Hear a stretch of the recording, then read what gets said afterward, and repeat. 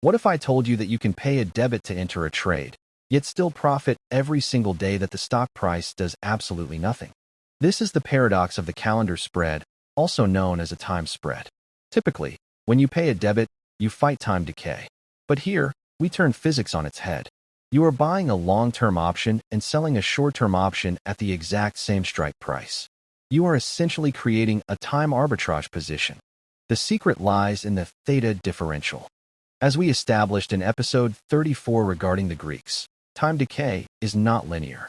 An option with 30 days to expiration rots significantly faster than one with 60 days. You are selling the expensive, fast-burning time and buying the cheaper, slow-burning time. You pocket the difference in decay rates. But here is the twist that catches even intermediate traders off guard.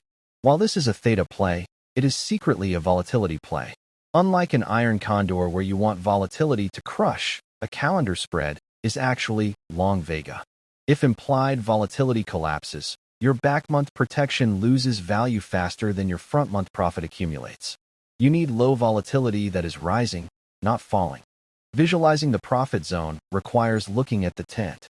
Your max profit occurs if the stock price is pinned exactly at your strike price at the moment the front-month option expires.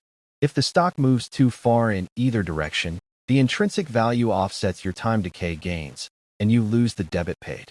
So, when do you deploy this? Use calendar spreads when you have a neutral outlook on price, but a bullish outlook on volatility.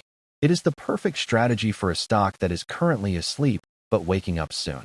In the next episode, we will calculate the exact break-even points to ensure you aren't paying too much for this time edge. Master the time curve, and you master the trade.